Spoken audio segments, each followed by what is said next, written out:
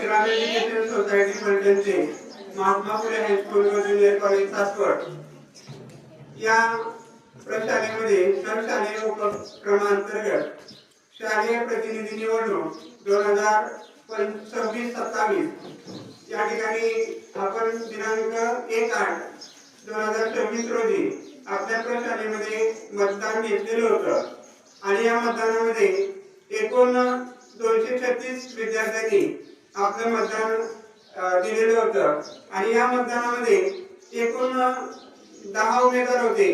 त्या 10 उमेदवारांपैकी 10वा जो उमेदवार होता तो नोटा हा पर्याय आपण ठेवलेला होता आणि या पर्यायामधून आपल्याला 9 उमेदवार या ठिकाणी आपण निवडून दिलेले आहेत आणि या 9 उमेदवाराला जी पडलेली मतं आहेत या मतानुसार आपल्याला या प्रशालेचा मुख्यमंत्री आणि उपमुख्यमंत्री या ठिकाणी मी जाहीर करतो। या प्रशालेचा मुख्यमंत्री म्हणून कुमारी अनपट शिवांगिनी नवनाथ हिची निवड झालेली आहे आणि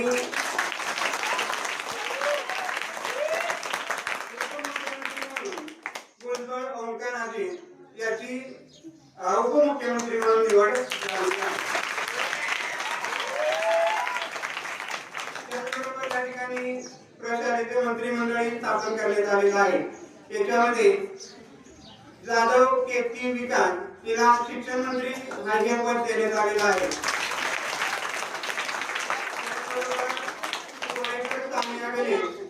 तिला स्वच्छता मंत्री हे पद देण्यात आलेलं आहे।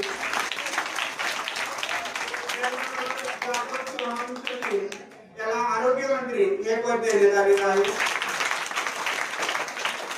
त्यानंतर कुमारी जाधव श्रुती अरविंद तिला संरक्षण मंत्री हे पद देण्यात आलेलं आहे। कुंभार संदीप तिला शिस्त मंत्री हे पद देण्यात आलेलं आहे। त्याचबरोबर कुमारी अनपट सर्वेक्षा संतोष तिला क्रीडा मंत्री हे पद देण्यात आलेलं आहे। त्यानंतर कुमारी राजकर शरज्ञा भांडार हिला पर्यावरण मंत्री हे पद देण्यात आलेलं आहे। मंत्रीगणांचं सर्वांच्या वतीनं खूप खूप अभिनंदन। तुम्ही सगळ्यांनी सांगितलं होतं मी काय काय करणार आहे ते, तर प्रत्येकाने आता संरक्षण मंत्री ज्याच्याकडे आले प्रत्येक विभाग ज्याच्याकडे आले त्याने त्याची कार्य समजून घ्यायची आणि ती कार्य तुम्ही काय करायची वर्षभर। आता संरक्षण मंत्र्यांना काय करायचे की पूर्ण शाळेत तुम्ही वर्गात एक एक काय नेमा तुमचा आमदार आणि उपमुख्यमंत्री त्याचबरोबर या ठिकाणी प्रशालेचे मंत्रिमंडळ स्थापन करण्यात आलेलं आहे। त्याच्यामध्ये जाधव केती विकास तिला शिक्षण मंत्री हे पद देण्यात आले। तिला स्वच्छता मंत्री आपली शाळा प्रतिबंध होण्यासाठी व तुमच्या स्वप्नांना नवीन ओळख देण्यासाठी जबाबदार व्यक्तिमत्व म्हणून मुख्यमंत्री म्हणून निवडून दिलं याबद्दल आपल्या सर्वांचे खूप खूप आभार।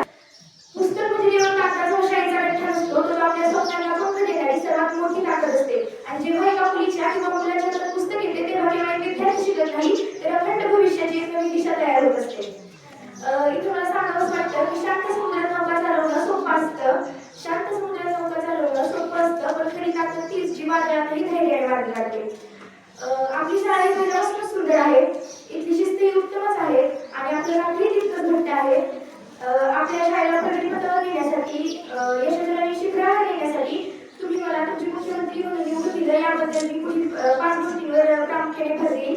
पहिली गोष्ट म्हणजे स्वच्छता आणि सुविधा। आपल्या शाळेची स्वच्छता उत्तमच आहे पण अजून जास्त स्वच्छतेवर वैयक्तिक लक्ष दिलं जाईल। दुसरी गोष्ट म्हणजे अभ्यास शंकेचं निराकरण करता येईल। तिसरी गोष्ट म्हणजे पुस्तक आणि ज्ञान समृद्धी। आपल्या लायब्ररीत बरीचशी पुस्तकं उपलब्ध आहेत पण जर तुम्हाला वाटत आवड असेल तर पुस्तकांची संख्या वाढवता येईल। चौथी गोष्ट म्हणजे मोकळा संवाद, इंग्लिश कन्व्हर्सेशन। आपल्या शाळेतील प्रत्येक विद्यार्थ्याला इंग्लिश वाचता येतं, समजतं पण बोलताना जरासा प्रॉब्लेम होतो। त्यासाठी मी पाटील सरांना विचारून किंवा 1 तास तरी इंग्लिश कन्व्हर्सेशनचा घेईल। धन्यवाद। उपक्रमांतर्गत मला उपमुख्यमंत्री पदावर निवडून दिल्याबद्दल मी सर्वांचा नमस्कार, मी कीर्ती जाधव. आपल्या शाळेतील विद्यार्थी प्रतिनिधी निवडणूक झाली होती. त्यामध्ये शिक्षक मंत्री म्हणून माझी निवड झाली आहे. आता तुमच्या काही अभ्यासाविषयीच्या किंवा तुम्हाला कुठल्याही गोष्टी अडचण आली तर पहिल्यांदा अभ्यासाची गोष्टी कुठलीही अडचण आली तरी तुम्ही पहिल्यांदा माझ्याकडे या. मी तुम्हाला प्रत्येक गोष्ट समजून सांगेन. आणि शिवाजीने जसं सांगितलं की आपण आपल्या शाळेत जर तुम्हाला अडचण आली आपल्याला अभ्यासात त्याच्यासाठी एक वेगळं हे बनवणार आहे. त्याच्यासाठी मी तुम्हाला जेवढे काही म्हणजे अभ्यासात जेवढे असेल त्याच्यासाठी मी तुम्हाला मदत करेन. आणि मी माझ्याकडून आपल्या विद्यालयाला 5 पुस्तकं देणार आहे. धन्यवाद.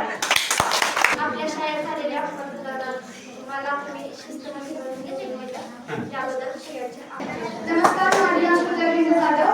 शालेय उपक्रमामध्ये मला संरक्षण मंत्री बनवल्याबद्दल तुमच्या सर्वांचे खूप खूप आभार. मी आता संरक्षण मंत्री आहे. मग ह्या शाळेमध्ये मी भांडण न होऊ देणार नाही. आणि जर कोणतं भांडण सुरू झालं तरी सोडवण्याचाही प्रयत्न करेन आणि ते शिक्षकांपर्यंत पोहोचवेल. कुणालाही कोणतीही जखम होण्याची किंवा हानी होण्याचे प्रयत्न करून देणार नाही. आणि शिस्त म्हणजे आता शिस्त लावण्याचं काम शिस्तमंत्री करेल. तसंच भांडणही होणार, थोडंफार भांडण पण होणार नाही याचं पण मी प्रयत्न करेन. तुम्ही मला पर्यावरण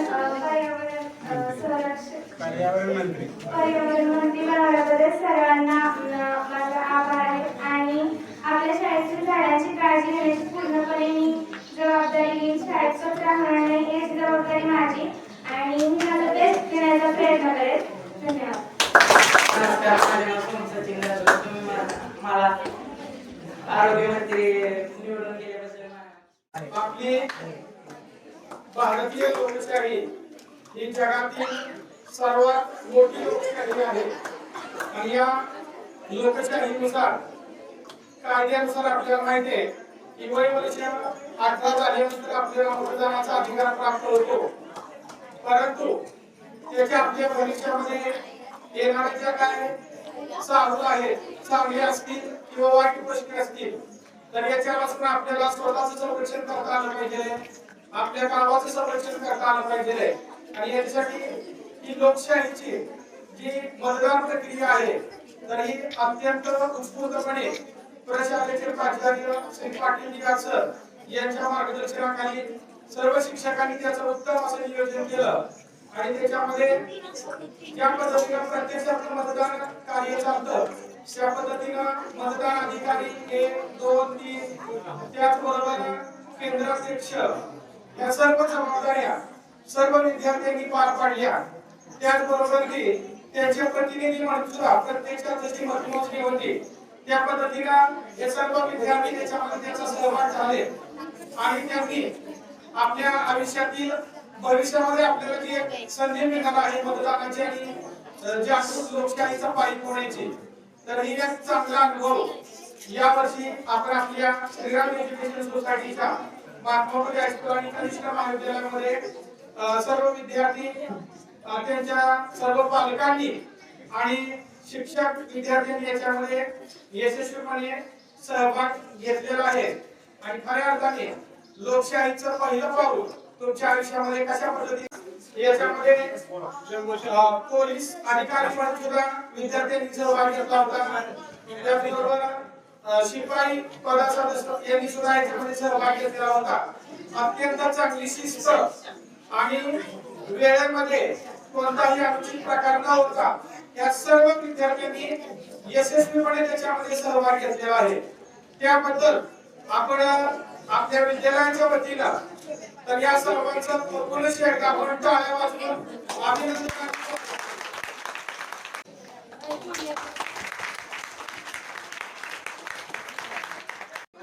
या ठिकाणी चेतन बोलणे या ठिकाणी उपस्थित राहिला त्याबद्दल मी विद्यालयाच्या वतीनं त्याचेही खूप खूप अभिनंदन. क्रांतिसिंह नाना पाटील यांचा जयंती दिन सुद्धा संपन्न करतो आहे. तर या धर्तीवरती या 4 ओळी खास तुमच्यासाठी आहेत.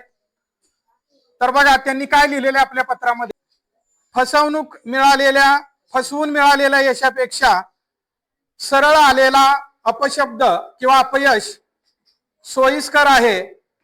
आपल्या कल्पना, आपले विचार याच्यावर दृढ विश्वास ठेवायला हवा. त्याने बेहत्तर आहे. सर्वांनी जरी त्याला चूक ठरवलं तरी त्याला सांगा की भल्यानं वागावं आणि टग्याला अद्दल घडवावी. माझ्या मुलाला हे पटवता आलं तर पहा, जिकडे सरशी तिकडे धावत सुटणाऱ्या बाहुगर्दीत सामील होण्याची ताकद त्याला कमवायला हवी. सर्वांच्या अडचणी सोडवण्यासाठी त्यांनी इंग्रजांच्या कायद्यापेक्षा स्वतःच एक सरकार त्या ठिकाणी स्थापन केलेलं होतं आणि सरकारला सळो की पळो करून सोडलं होतं. म्हणजे 1942 पासून 46 पर्यंत ते भूमिगत राहिले आणि त्यांनी त्यांचं जे कार्य आहे लढ्याचं, भारतीय देश स्वतंत्र करण्यासाठीच, ते त्यांच्या सरकारच्या द्वारे केलं. आणि त्यांनी खऱ्या अर्थानं लोकशाहीचं जी मूल्य आहे, आपणच आपले स्वामित्व कशा पद्धतीने मिळवू शकतो, आपल्यावरती अत्याचार अन्याय जर होत असतील तर त्याला वाचा आपण फोडली पाहिजे. आणि याच पद्धतीनं त्यांनी मग इंग्रजांना सळो की पळो त्यांच्या काळामध्ये करून सोडलेलं होतं. आणि त्यानंतर ज्या वेळेला परत आपला भारत देश स्वतंत्र झाला त्यावेळेला ते 2 वेळा म्हणजे सातारा मधून एकदा आणि बीड मधून एकदा असे 2 वेळेला लोकसभेला ते लोकशाही मार्गाने, जसं आता तुम्ही निवडून आला तसे ते आलेले होते. आजही क्रांतिसिंह नाना पाटील म्हटलं की सातारा जिल्ह्याची आन बान आणि शान फक्त सातारा जिल्ह्याचीच नाही तर संपूर्ण महाराष्ट्राची आन बान शान क्रांतिसिंह नाना पाटील म्हणून त्यांना ओळखलं जातं. आणि आज त्यांची आपण या ठिकाणी जयंती आपल्या विद्यालयामध्ये सादर करत आहोत. आणि याच्यासाठी आपण या थोर महात्म्याला, या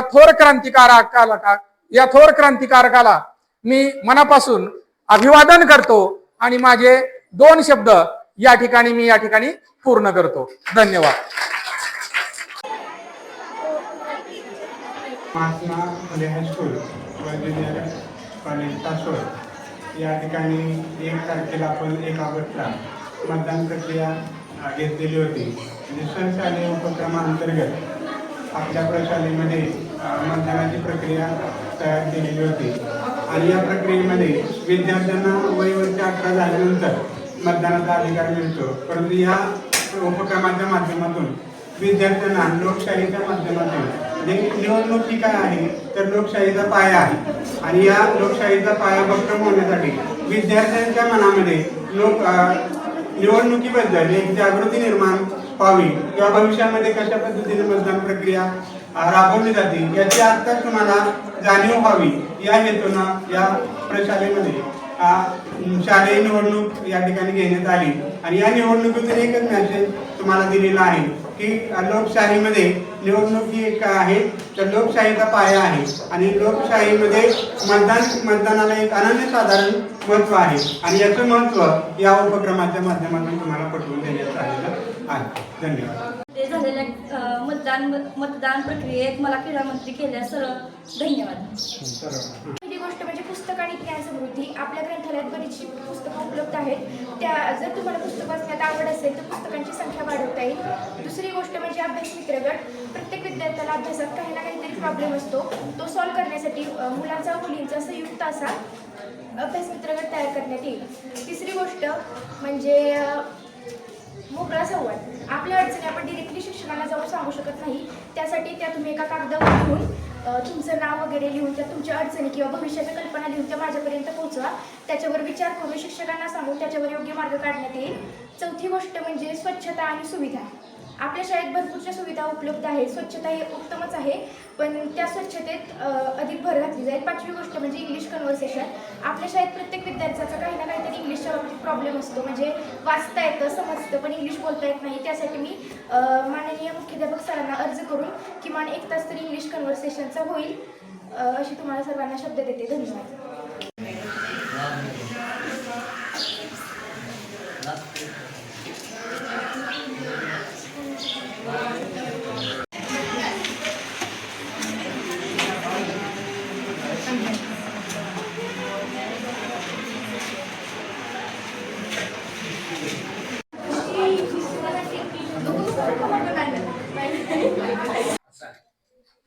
माझं नाव शरज्ञा भानुदास रासकर आणि आज जे झाला निकाल जे आहे त्याच्यात जेवढे पडले त्याच्यात समाधान आहे आणि पुढच्या वेळी चांगला प्रयत्न करेल.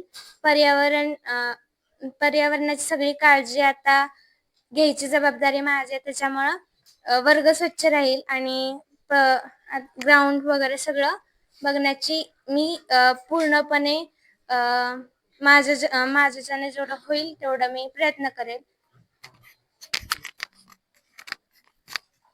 माझं नाव सई संदीप कुंभार.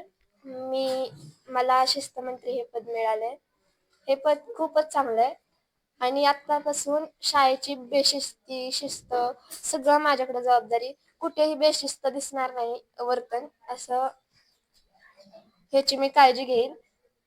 सगळं म्हणजे चांगलं वाटतंय. उमेदवार सगळी उभे राहिलेली, मतदान झालं.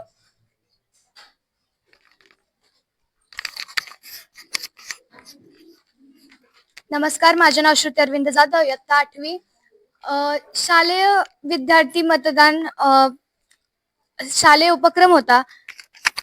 त्या उपक्रमामध्ये मीही उमेदवार म्हणून उभा राहिली होती. मला संरक्षण मंत्री हे पद मिळालं आहे. संरक्षण मंत्री म्हणजे आता शाळेची बेशिस्तही राहणारच नाही, पण तसेच भांडण तंटा वगैरे खूप होतात, त्याची मी काळजी घेईल. तसंच या मतदानातून आम्हाला खूप काही शिकायला मिळालं. आम्ही नुसतं ऐकून होतो मतदान मतदान मतदान, पण मतदान म्हणजे काय असतं नक्की, म्हणजे त्या मतदानामध्ये प्रोसेस काय होती ते आम्हाला ह्या उपक्रमातून खूप छान पद्धतीने कळालं आहे. मतदान करताना म्हणजे अशी खूप मज्जा आली, इंटरेस्टिंग वाटत होतं काहीतरी आणि त्यातूनही आम्ही उमेदवारांनी खूप बेस्ट देण्याचा प्रयत्न केलाय. पण ह्या मतदानामुळं खूप छान वाटलं आणि ह्या मतदानातून खूप काही शिकायला मिळालं की जिथं रिअल मध्ये मतदान होतं ते कसं होतं, कशा पद्धतीने होतं, तिथं प्रोसेस काय असते मतदानाची. खूप काही शिकायला मिळालं या मतदानातून. त्यामुळं प्रथमतः शिक्षकांचा मी आभार मानते, कारण त्या शिक्षकांनी जर एक मतदानाचं उपक्रम घेतलाच नसता तर त्यातून आम्हाला हे समजलंच नसतं की मतदान काय असतं, मतदानामध्ये काय प्रोसेस काय आहे हे आम्हाला समजलं नसतं. तर सगळ्यात पहिल्यांदा थँक्यू शिक्षकांना की आम्हाला या मतदानामध्ये